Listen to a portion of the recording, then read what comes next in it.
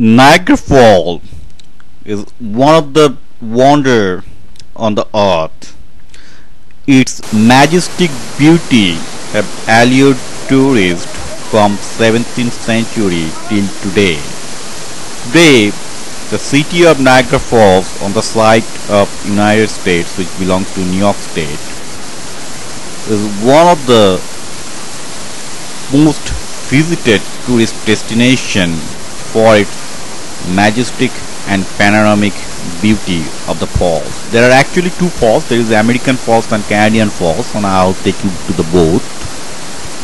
But firstly, if you're landing in Niagara, it's more likely you'll land in this information center. But I advise you, if you are having your own car, don't go there. Especially for the Indian, don't eat any Indian food in this food court. It's the most horrible Indian food that you could ever get. But the Greek food court is still relatively better. And don't take any guided tour if you have your own car, because if you are interested in doing photography or videography, it's a clear no, because you don't get enough time to take position. The guide will be always on your back to take you out. The whole city of Niagara Falls, or the area around the Niagara River, is beautiful. I mean, it's ornate with green lavish garden all the way, and you cross this garden and you can get to the panoramic view of the falls anytime you wish, just walking by. You don't need a car even. So we are in front of what is called, there is a famous tool, the Niagara on the boat, which is a boat will take you beneath the Niagara Falls and you will enjoy the majestic beauty of the falls. But enjoying the beauty of the falls can be also done on its steep line. When you get up, actually this is the right hand side of the American Falls, and there are staircase of almost 200, at least 300 feet long, that can take you down to the falls as well, and you can go up and down the falls to take a very close look of it. But if you are taking a guided tour, you won't get that opportunity, because guided tour give you only a limited thing. So if you're taking your boy, this is my boy and my wife, it is a little bit problem to manage the boys, because there'll be a lot of wind and a lot of ferocious sound. And you can see the breeze is dividing the Canada and United States. So I'm on the American side but focusing on the Canadian side, and this is the basically the long bed of the Niagara River. And this is the jetty where basically the boat on the Niagara will leave. So people are just, I'm actually right now getting into the boat and focusing on the Canadian side. Canadian side is a little bit urban side on the Niagara, but on the American side they prefer to keep the city actually beneath the falls in its natural beauty. And you can see the staircase. Along the staircase you can actually go up the total falls and takes a magnificent photograph from different angle. But if you are on the guided tour, they'll give you only 7 to 10 minutes, which is you won't be able to cover it. So that's why I'm telling you, don't take a guided tour. Go on your own and take the boat on Niagara. That's it. It's much better than being guided by anybody to which I really didn't find any reason why you should take a guide. These breezes was between between Canada and United States, actually was built around 150 years ago, and this area is a very active area, because it is one of the major electricity produced area from the falls, and I'll show you later on the another presentation how the electricity being generated in the Niagara. And if you're on the boat, be careful about couple of things. First, you should have a camera and a wipe, because when the boat will be very close to the fall, you will not only have the wind will also carry lot of water droplet, and the water droplet will rinse and will wet your lens thoroughly in every few seconds. So after every few seconds you have to clean the lens, or otherwise you won't be able to take any meaningful photograph. Anyhow, this is again a very close view of the American Falls. So what happens is that when you take the tour from the American side, the boat leaves from the American Falls, on the site of the American Falls. So it will keep the American Falls on the left hand side and cross the river to take you to the Canadian Falls. Now American Falls is a little bit a smaller one. It's only around 200 feet wide and 153 feet in tall, and it's carrying only 10% of total water. And the two falls, the American Falls and the Canadian Falls, have been separated by a small island called Goat Island. I'll show you later.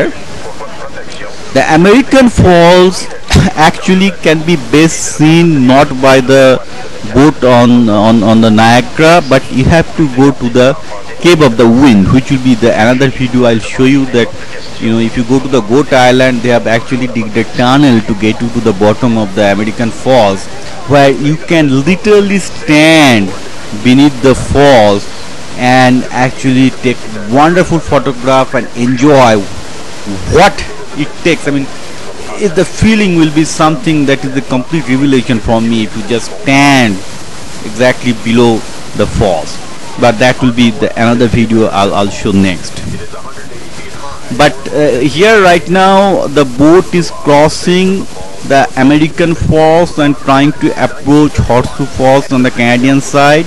So I'm taking a long shot on American Falls, and as you can see, the water droplets are forming on my lens, so I cannot take a very long video grab, because in that case what will happen is you won't get anything except the blurred image which is already causing. So you must have a hard lens or a waterproof lens if you want a meaningful photograph in Niagara Falls. As you can see, Niagara Falls has actually two distinct flow, and indeed you can go up and down on the left hand side. On the right hand side there is a lift. Actually on the left hand side also a lift, but on the right hand side there is a canal lift that will take you to the bottom of the falls. And this is another long shot on the top of the falls, but top of the falls can be better covered from the top view. That is, on the American side you can actually take the shot from the right hand side of the falls. And this is the Goat Island. The Goat Island is famous for seagulls. There are a lot of seagulls, thousands and thousands of them. You can find them. Later we'll come back into this island to take another view of the American Falls in the next video.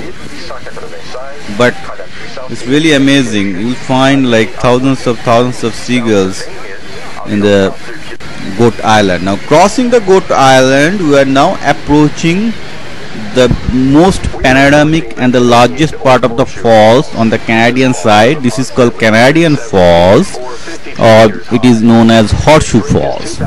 Horseshoe Falls is approximately 700 feet wide and around 200 feet in height, and it actually contains 90% of the water in the Niagara Falls River, which is 90% of anything between 50,000 to 100,000 cubic feet per second, depending at what season you are coming in. I mean, really, if you want more water, the best season to come in is the beginning of the rainy season. Actually, that is the point. You'll be seeing more and more water. So right now the boat is approaching beneath the Canadian Falls, and as you can see, we are basically driving against a vigorous swift current of Niagara River, and it is very difficult to stabilize the boat against such ferocious current of Niagara River. So the boat will shake and vibrate very strongly. You will find a very strong wind that is forming out of the falls.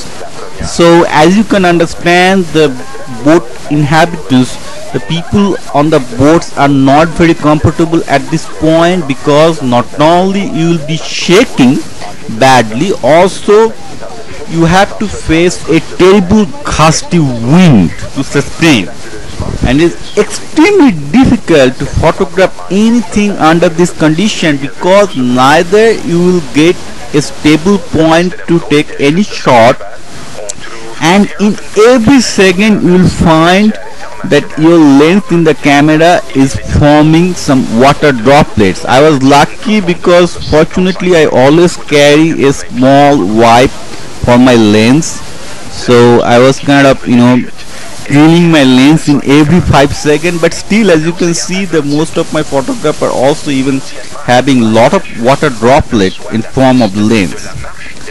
But the view that you get of the Canadian Falls, being the bottom of the falls, is really magnificent. And the best part of the whole thing is the feeling that you will get out of the total shaking by the falls, and then you're safely at like around 30 to 100 feet from the falls, so it's not really that dangerous compared to your Cave of the Wind tour.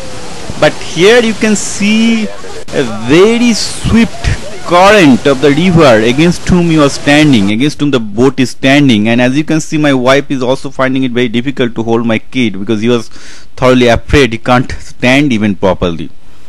So if you are bringing the kid, be careful.